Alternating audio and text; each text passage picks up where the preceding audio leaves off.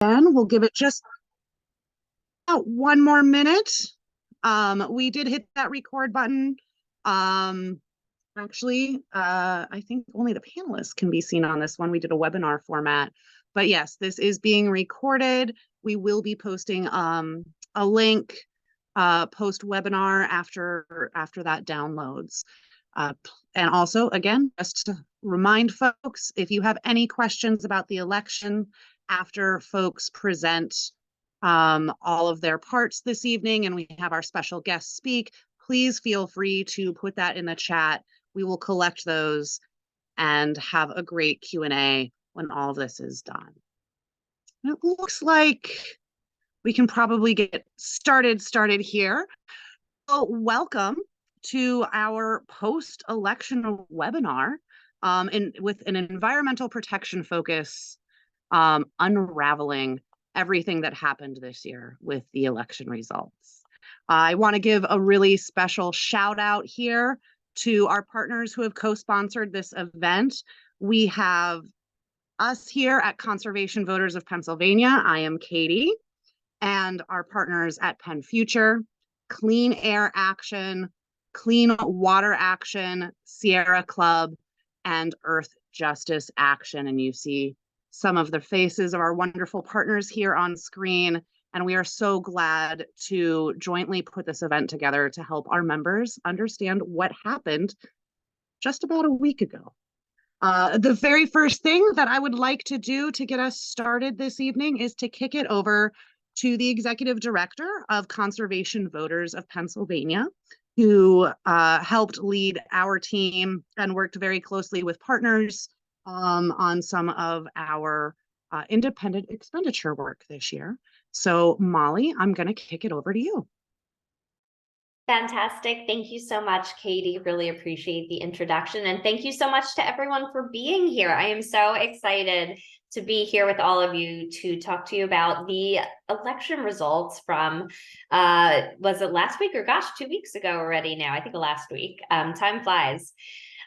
So first of all, as Katie said, I just want to take a moment to call out and thank our specific partners on the call, our strategic partners, PennFuture, Clean Air Action, Earth Justice Action, Clean Water Action, Sierra Club, Pennsylvania. I want to give a particular shout out to Earth Justice Action, who, as you'll learn in a few moments, we actually did some direct electoral spending in concert with, and we're really excited to have them on the call today. I also want to thank each and every one of you for showing up on this call and learning more about our electoral work and its impact. Frankly put, none of this work would happen or be possible without every single one of you, without our members, our donors, our volunteers, our staff who are on the call as well. You're all a critical part in making sure that we are the premier political entity in the state focused on electing pro-environment legislators. And so I'm so grateful to you all for your support tonight and also throughout the year. And so if we can go to the next slide, we'll dive into the meat of why you came here tonight. So what happened on election night? What happened is we won. And I am so beyond thrilled to report that we won, and we didn't only win, but we won big. We won in over 90% of the races we endorsed in. I actually think I didn't look back all the way to our history, but I think this is a record for us. And I'm so excited. We swept the statewide judicial races. As you can see, the first 4 races listed there, the Supreme Court, the Superior Court, and the Commonwealth Court, were all won by CVPA endorsed pro-environment candidates. So why did we play in all of these races? I think is a question a lot of people might be asking. It's very obvious why we even endorse a governor or a candidate for the state legislature, but why are we endorsing in these judicial races? And I think that's really important to level set before we talk about the actual work that we did. We invested very heavily in the Supreme Court race, and I think that has the most obvious reasons behind it. we've seen recently just how important judicial elections are to a free, a fair, a functioning democracy when this Pennsylvania Supreme Court dismissed a lawsuit to throw out the results of the 2020 election. That was a big moment we all remember.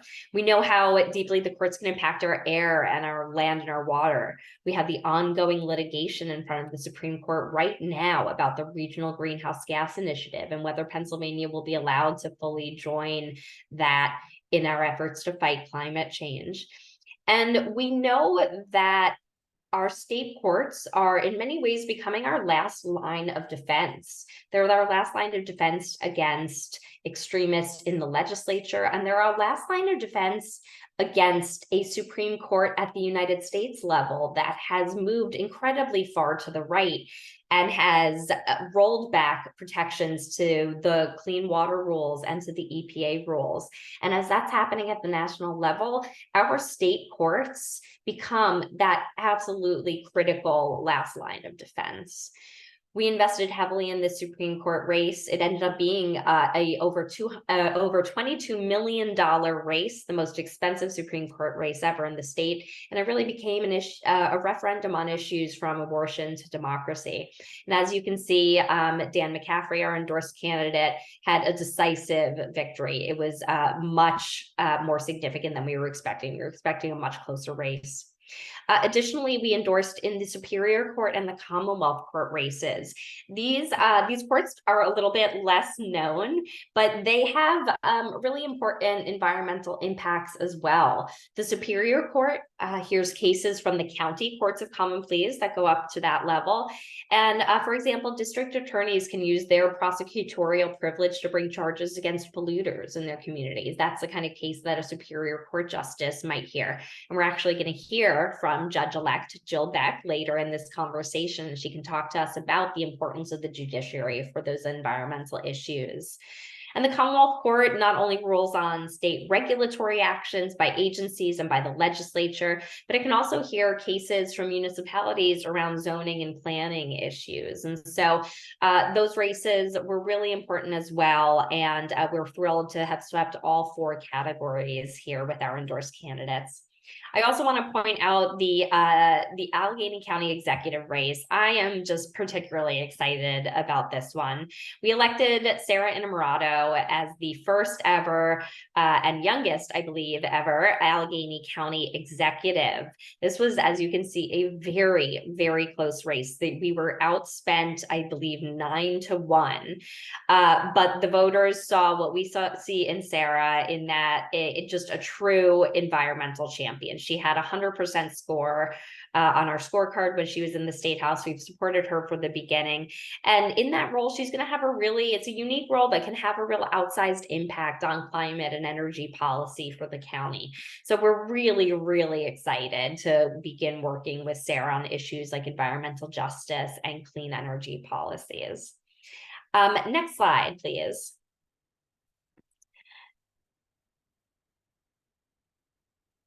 So this is just, I just wanted to give folks a little bit of further background on why these elections matter. You know, as I kind of walked through, there is important environmental and democracy related litigation that comes before all 3 of these courts.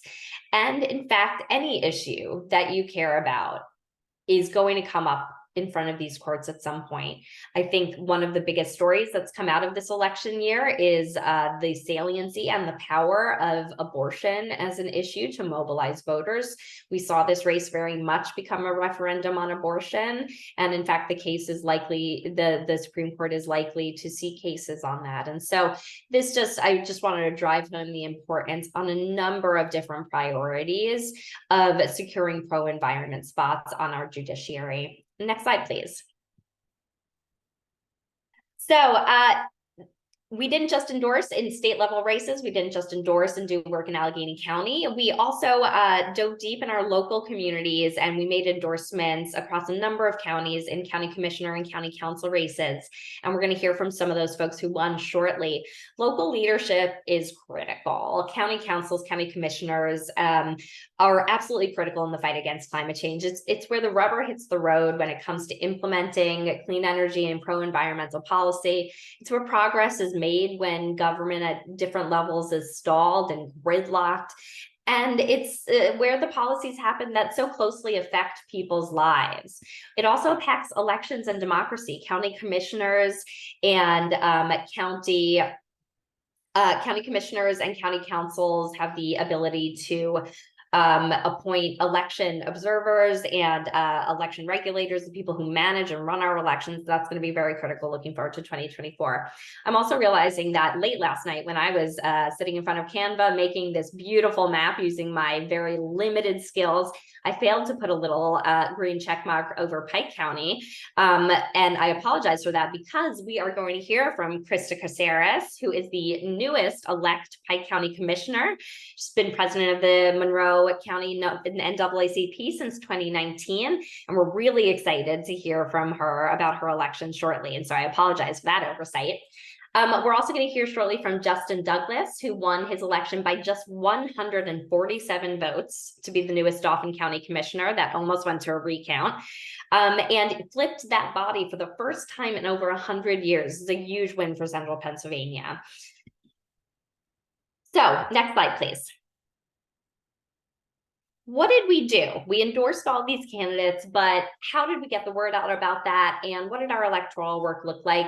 Well, this was CVPA's largest ever judicial expenditure. And we were the largest environmental spender in the state, coming in at spending over $350,000 across the Supreme Court and Allegheny County executive races.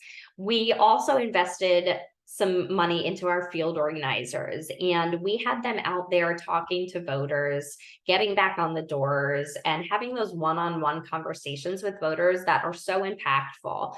We had 5 staff members and 18 volunteers, and collectively they called over 36,000 voters. They knocked on over 1,000 doors in their very first time outdoor knocking since the pandemic. So really excited to get back out on those doors and have those face-to-face conversations.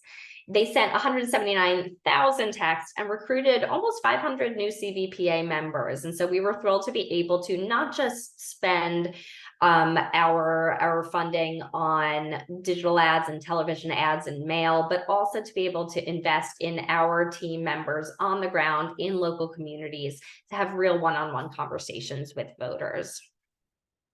Additionally, we partnered with Earth Justice Action, who's on this call today, on our Supreme Court work. We also partnered with Working Families Party, Pennsylvania United, and SEIU on our Allegheny County work. And in a moment, I'm going to show you 2 of the advertisements that we aired. One was a digital ad that we're really excited about. It garnered over 10 million views. It was seen, that means 10 million times by voters across the state in support of the Supreme Court race. And our second advertisement was shown in the Allegheny County broadcast media market on television. And with our digital ad, we also did something really unique and interesting that I'm excited to share with folks at a later date about testing the efficacy of that program. We all see these digital ads all the time if we're on our phones or we're watching streaming TV, but are they really impactful? Are those 10 million views actually changing people's votes and encouraging them to get out there and vote? And so we're going to be running a program to analyze that data on the back end and to help us inform future programs. So I've talked enough. Let's get to these videos. So we'll go to the next slide, please.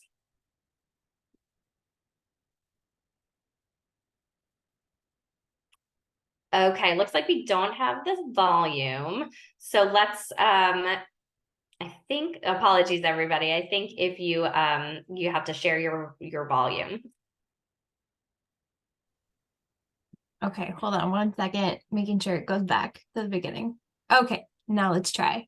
Why are billionaires and allies of corporate polluters donating so much money to Carolyn Carluccio? Because they want a Pennsylvania Supreme Court justice who will let them profit off poisoning our air and water, just like the Republican-appointed justices in Washington, D.C.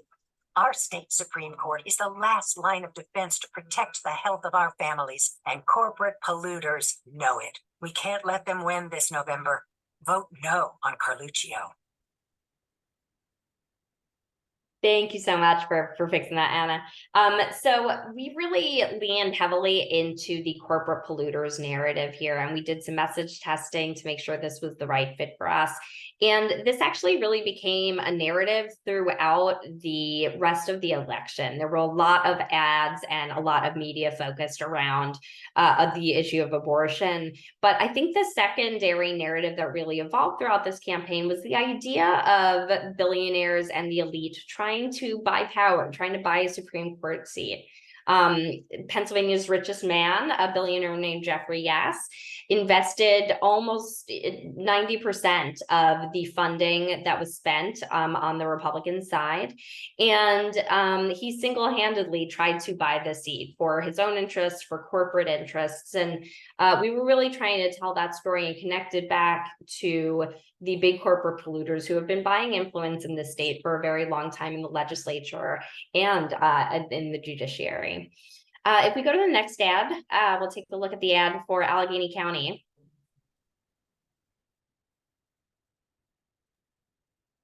Sorry again. Allies of corporate polluters donating so much money to Carolyn Carluccio because they want to just advance the slide.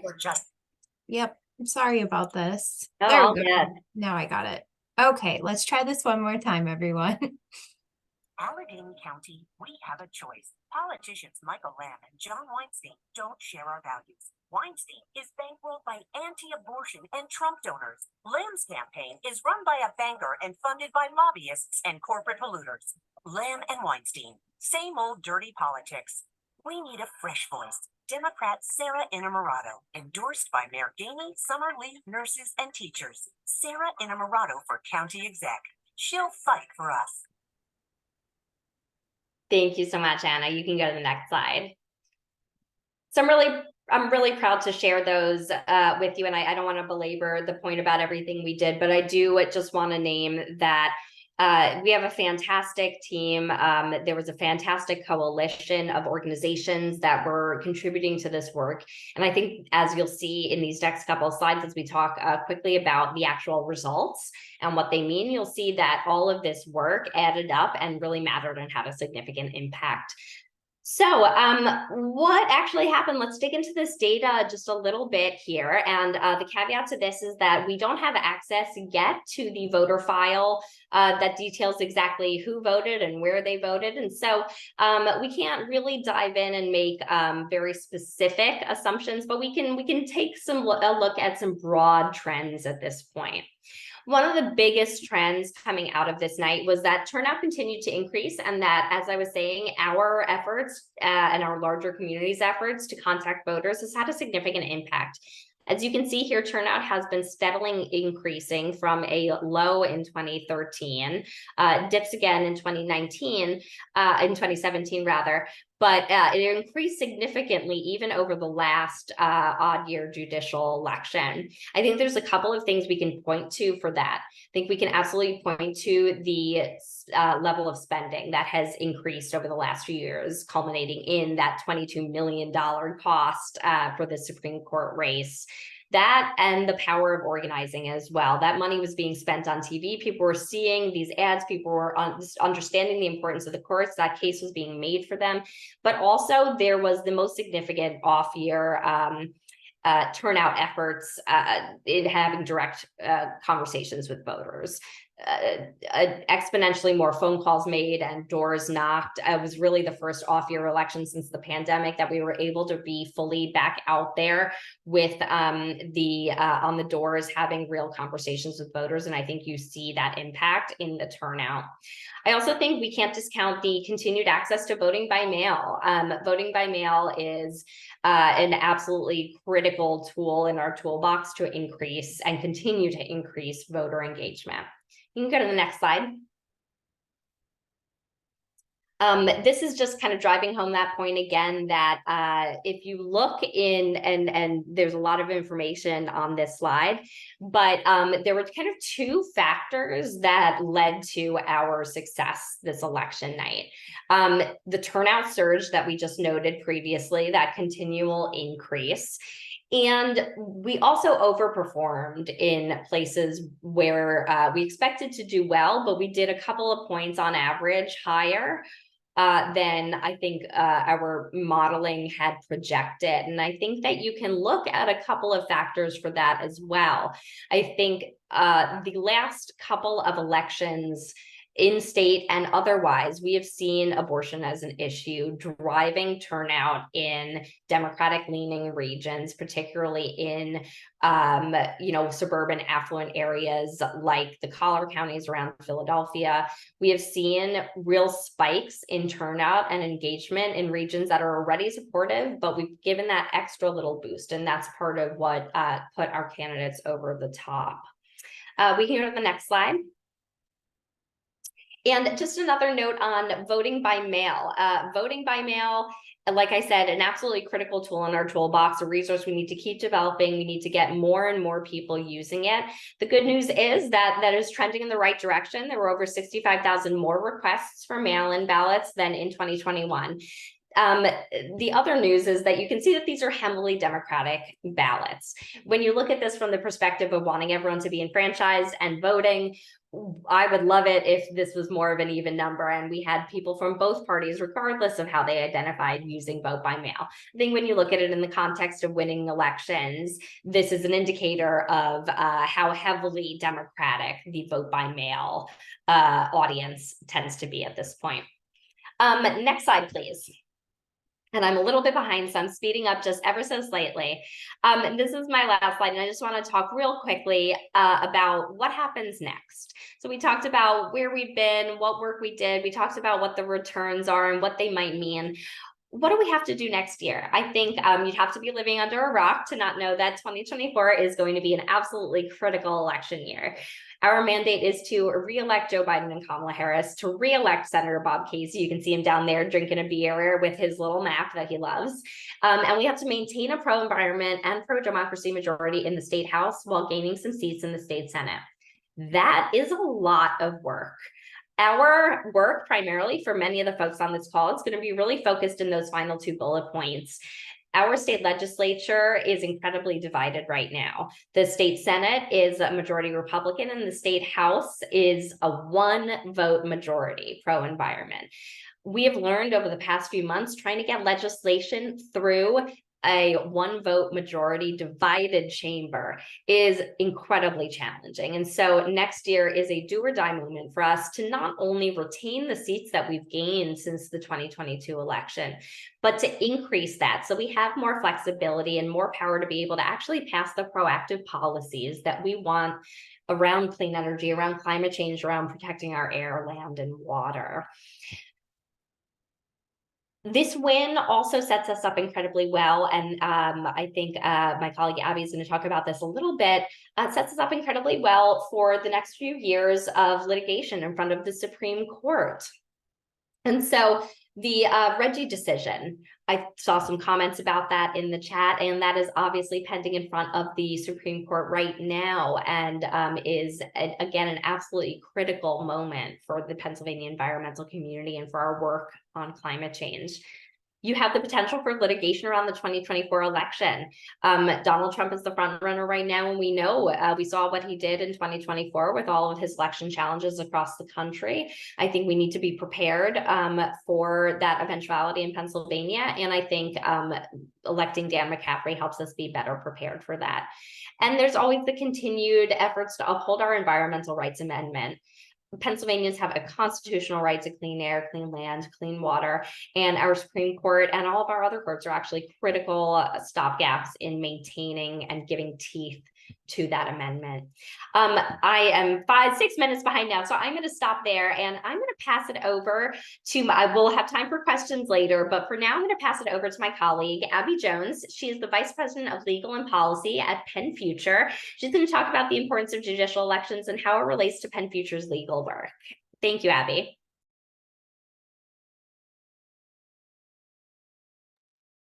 Hi everyone, can you hear me okay? I just had a glitch with my internet. Yes. It appears that I'm going in and out. Sorry, just right when I wanted to talk. I usually have a PowerPoint, so you're just gonna have to watch me talk. So for those of you who are not familiar with PennFuture, we are a statewide environmental advocacy organization. We are also a 501c3 organization, so we don't do any of the election stuff, and that's why we partner with our good friends at CVPA. But we do use a variety of advocacy tools, including litigation, to protect our environment. And so while we don't use litigation lightly, in many cases, it's a last-ditch effort to make the changes that we need to make if we can't make them through the normal channels. Especially in Pennsylvania with the legislature that we have here, legal action is in many times the only way for environmental advocates to make real changes happen. Both positive and unfortunately sometimes negative. So I'm here tonight to provide some firsthand examples of what we can do to our environment and fight for the health of our communities. So take, for example, the Environmental Rights Amendment, which I know Judge-elect Beck will be talking about a little bit more in detail. Our constitutional environmental rights languished for decades, with state agencies doing little, if nothing, to fully protect our rights and live up to their duties as trustees for our public natural resources. It wasn't until environmental groups filed lawsuits that changed. First with the Robinson Township decision in 2013, and then solidifying that with a win in the PDF decision in 2017. And since then, we have seen an increase in legal actions that are looking to uphold and strengthen our environmental rights and to hold those trustees accountable, including actions taken by PennFuture. Recently, as Molly has talked about, we sought to intervene in the state legislative trade regulations known as the Regional Greenhouse Gas Initiative, or RGGI rule. As holders of the individuals, we have the right under our Constitution of Pennsylvania to a healthy environment. And as beneficiaries, we have distinct interests in seeing the RGGI rule enacted that are separate and apart from DEP, for example, and other trustees who are those who hold those public natural resources for our generation and future generations. And yet, despite those distinct environmental right benefits and interests to us, the Commonwealth Court denied our ability to participate in defense of the RGGI rule, a decision which we have appealed and is currently pending before the Pennsylvania Supreme Court. Last month, issued a devastating decision to stop Pennsylvania from enforcing the RGGI rule, a decision which should be the deadline for that is 2 weeks, December 1st. So as I mentioned, given that our elected officials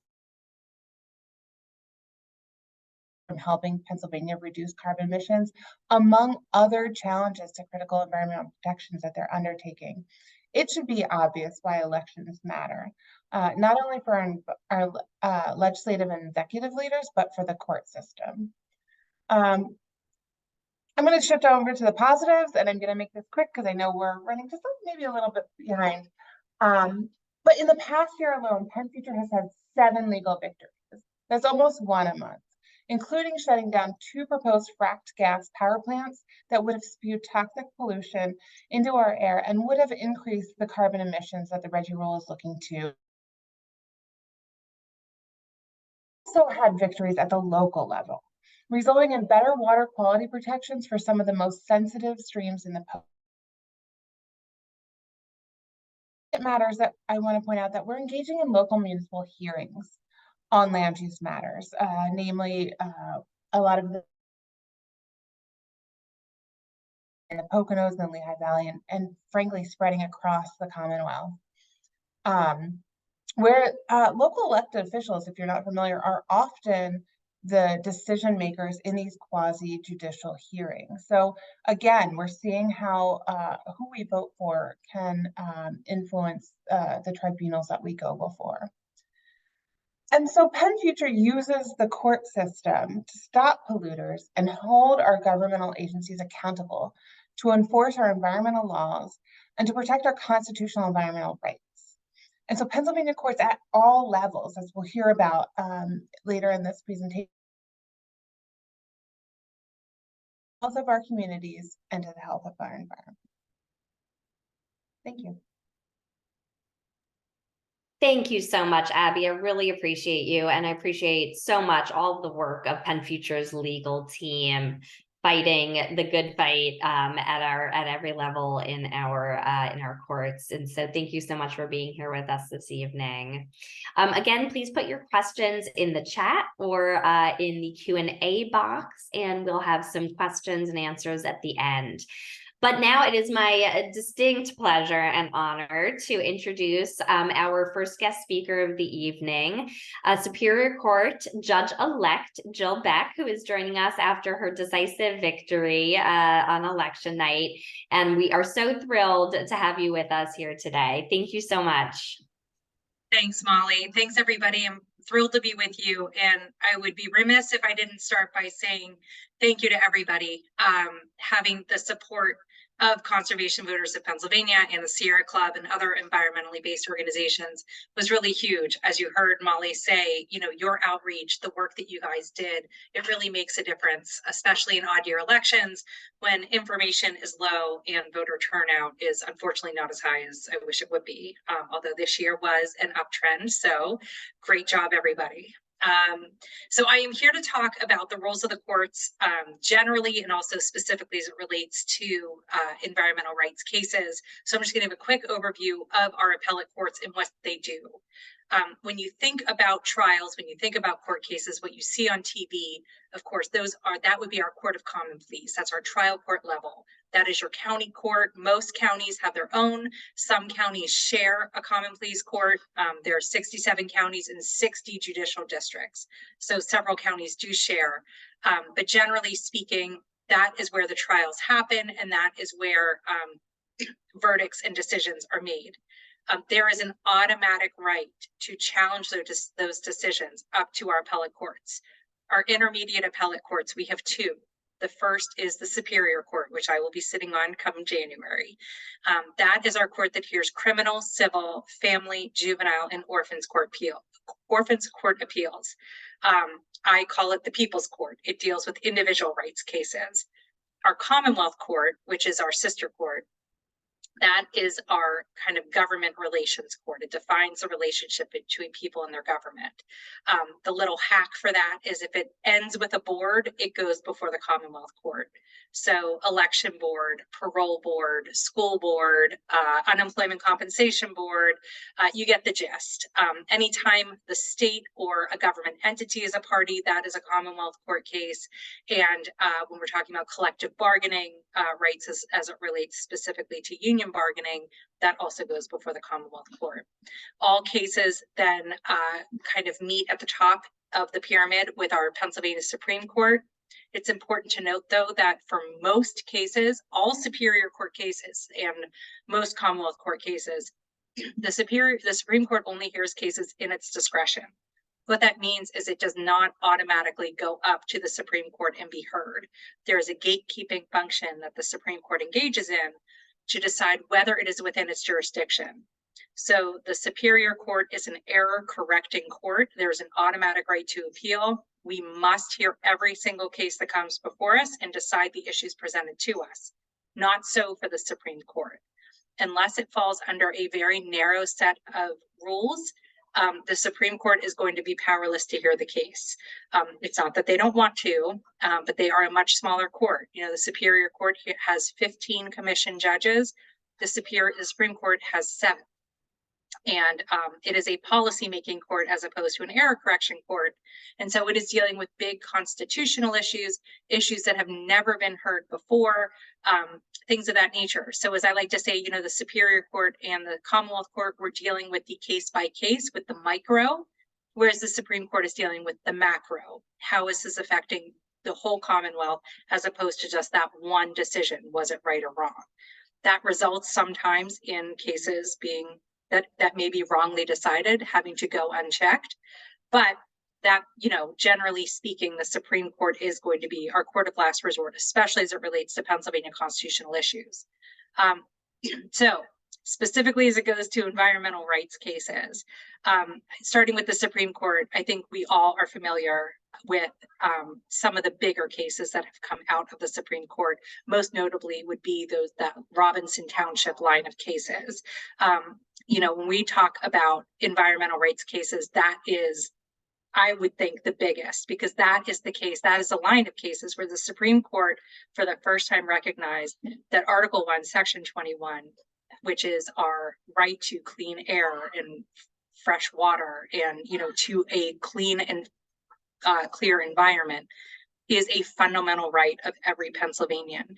And it recognized that governments, every form of government, including the judicial branch, we are the stewards of that right. And so that's an important thing. When you're talking about something as a fundamental right, what we're saying is, in order for a law or an act to be constitutional against that right, it has to meet a very stringent burden. And so our environment in Pennsylvania is very staunchly and strongly protected by our courts and, by definition, and also by our legislative and executive branches. Our Supreme Court is going to be the one that sets the policy as it relates to the environment. And we have a very pro-environment Supreme Court, at least we have in recent years, for the most part. Cases that come before the Commonwealth Court, certainly the Robinson Township case, that is where it actually began, of course, because we were talking about a case against, I believe it was the Department of Environmental Protection was involved in that case. And so again, one of our boards, one of our government entities. The Commonwealth Court is going to be the one that decides all of these government related cases. Zoning cases are going to go before the Commonwealth Court. And so they will decide issues as it relates to laws set by different municipalities, different zoning ordinances, that will all go before the Commonwealth Court. The Superior Court is certainly very heavily involved in environmental rights as well. We hear land use cases, we hear like fracking cases, individual arguments between like oil and gas companies and landowners, those would come before the Superior Court. When we're talking about individual rights as it relates to property use and as it relates to any type of violation of somebody's property rights, those go before the Superior Court. I know that we are running a little behind, so I am just trying to sort of shortcut and go a little faster.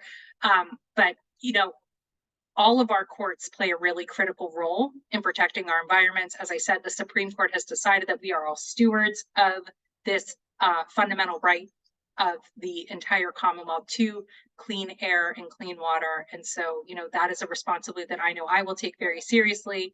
And, these are, issues that are still kind of building and going on and on. Allegheny County, for example, had a fracking ban. Who knows what's going to happen in the future? I think it's probably still safe, given the current leadership that took office. But you never know. As elections happen, these things will change, and our courts are going to be the last resort, the last decider as to whether what is happening in our legislature, in our city council, in our county council, whether these things pass constitutional muster. Thank you so much, Judge-elect Beck. That rhymes, actually. That's fun. We're so excited for your election, and I truly appreciate you joining us here this evening. Thank you so much for taking the time. Moving on, we would love to dive into some of our local county races and celebrate some of our wins there. And we're going to start up in Pike County, up in the Poconos, with Commissioner-elect Krista Caceres. As I said earlier, Krista, we are so sorry for leaving you off that map. Krista is a longtime community volunteer and advocate in her community. She has served on many boards in the local area, from the Greater Pike Community Foundation to the Pocono Mountains United Way. And as I mentioned, she was the previous president of the Monroe County NAACP chapter. Krista, congratulations on your race, and we're so excited to have you here with us. Hi, Molly. Thank you all so much. Thank you to Conservation Voters of PA and all the other related associated organizations for everything you guys do on a daily basis. Very excited to be here. Didn't think I would be here. And part of that reason is because Pike County is definitely more conservative than liberal or progressive. It's about a 60-40 split in terms of Republican and Democratic votes. Also, we have about 5% Black population, African-American population, around 11% Hispanic. So the odds of me winning this race were very small, I would say, just at the onset, just looking at, just looking at the statistics, the numbers, the landscape. But people really pay attention to issues, right? And so where people will look at me and think, oh, she probably doesn't have a chance. For whatever reason, this particular go round, voters were very engaged. And I think one of the reasons the voters were engaged was because of the water not warehouse fight that had started prior to me entering the race. It was concerning Milford Borough, which is part of the county seat. And essentially there's a parcel of land that for whatever reason has been argued over for upwards of 20 something years. And they have had to successfully, repeatedly fight off developers who want to build on that land. But unfortunately, it threatens an aquifer that brings water to the 1,200 residents of Milford Borough. And anytime you are threatening what should be obvious, which is clean air and clean water, you get my attention. So I do not take any credit for what is going on there in terms of the fight that's happening. But I was able to use my voice during the campaign to make voters aware. You need to pay attention to what's going on the local level. And I think that all is what we're talking about tonight, doing our best to spotlight the lower races, the smaller races, the township races, right? The township supervisor races. Like, these are the folks that control so much of your daily life, and we miss that a lot. So one of the keys, I think, to my victory was the fact that Pike County is 48% women. And I do think that some of the trickle down concerning the abortion question and the judicial races all played a part. But I would say with confidence that the warehouse issue loomed large, I think, just across the county, because this particular developer had another parcel in mind. And I think this was the trial balloon. If they successfully could get the permits and everything they needed, the ordinances for this, then it's like a domino. They would just, kind of take over. And so we did our best to kind of sound the alarm on that and inform the voters that the role of commissioners is really not necessarily to grant permission to a developer as to whether or not they're going to build, but through the Economic Development Authority, which we do oversee and sit on the board, we can determine who we're inviting to the table. And I felt as though the current commissioners kind of fell short in their duty to make sure that we're bringing proper people through the EDA to the board. I also know that we have a responsibility through the office to make sure that the Pike County Conservation District is working with local townships to make sure that they're reconciling their ordinances, making sure that they're protecting the environment, making sure that they have these safeguards in place.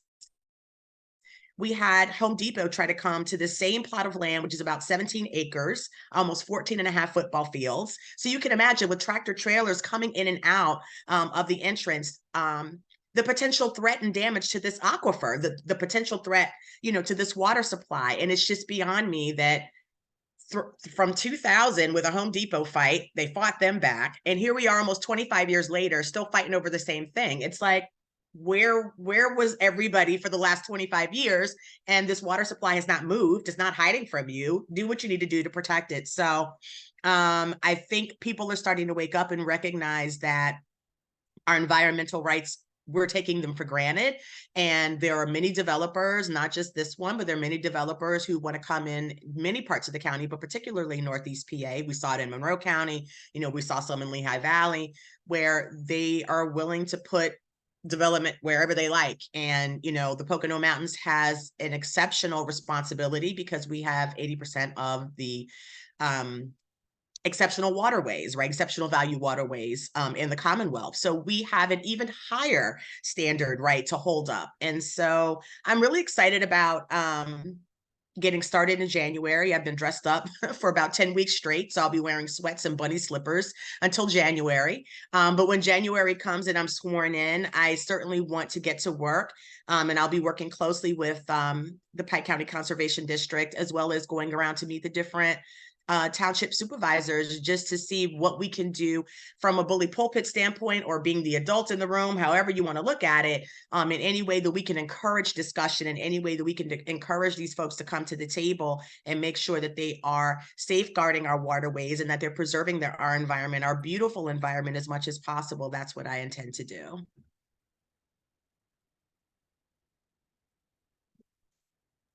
Krista, thank you so much. I really appreciate that. It's so fantastic to hear about the incredible impacts of those local fights, like the warehouse issue up there. And I know that resonates with a lot of the folks on the line. Thank you. Thank you so much for being here and joining us today. Our final speaker of the evening, it just won his election. It was decided a couple days, I think, how many days it was after election day, by a mere 157 votes was the last count I had, although you may have a different count.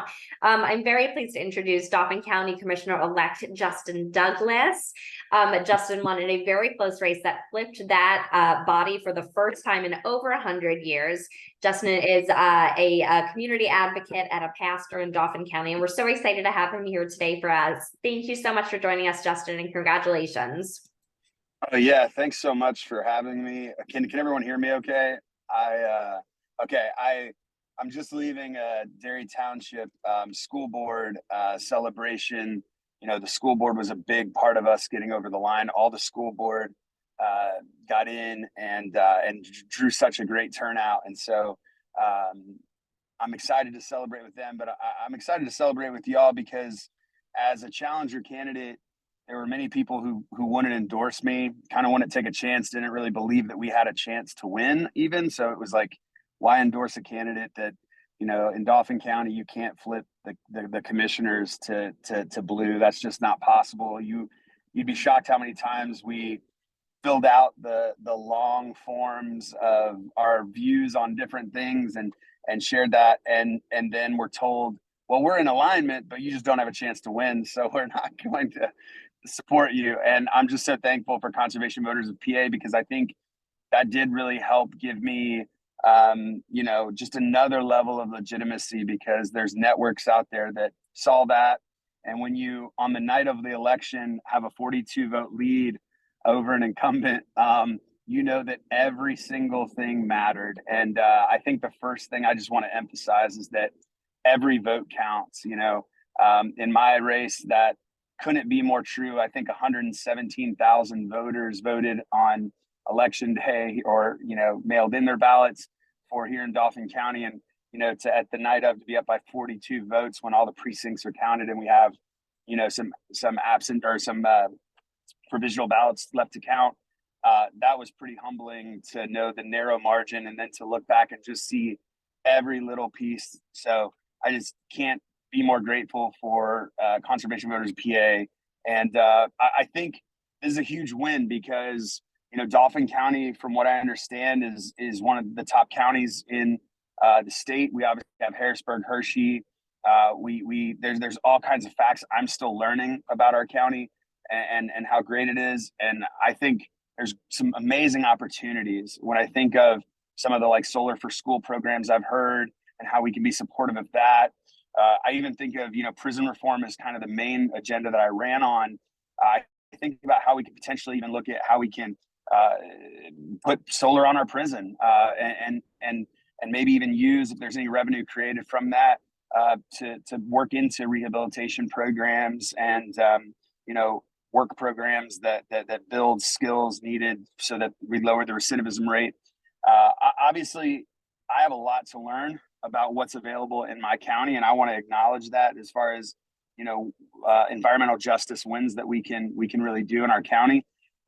But I'm just excited to have a partner like Conservation Voters of PA that can help inform me, but also they're connected to such a network of great people. So I'm incredibly thankful, and thank you for putting on forums like this that allow people to be informed.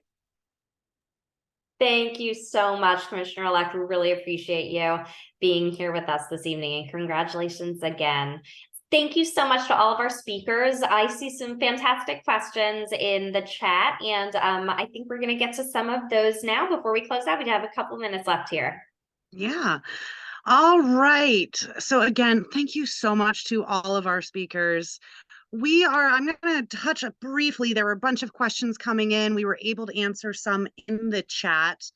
For folks that might be on their phones and not able to see the chat, there was a question asked about the Supreme Court election result and appealing that Reggie decision. The governor had 30 days, so till December 1st to do that. But I do want to just say both PennFuture, conservation voters, and other organizational partners of ours are doing what we can to ask the governor to make sure he does appeal that decision. And we'll be dropping some of those advocacy links for you. Andrew asked, what is the makeup of the Superior Court now that McCaffrey is going to be on it? What is it going to look like in the future? Molly? I believe that was actually about the Supreme Court, and the makeup. Oh, yes. No, it says Superior Court. Well, we could talk about both of them. The Supreme Court, the makeup is now 5 seats are Democratic and 2 are Republican. And I am actually blanking on the makeup of the Superior Court now, and I'm hoping that Katie or Abby can chime in, perhaps. With the addition of Jill Beck and Tamika Lane, the Superior Court will basically be 50-50. So no, that's the Commonwealth Court. I always confuse those two. I need Jill back on here, but she had to run for a different event. We still need to do some work on the Superior Court, but we are getting close to 50-50 on the Superior Court. And I think we are just at about 50-50 now on the Commonwealth Court. There we go. Thank you.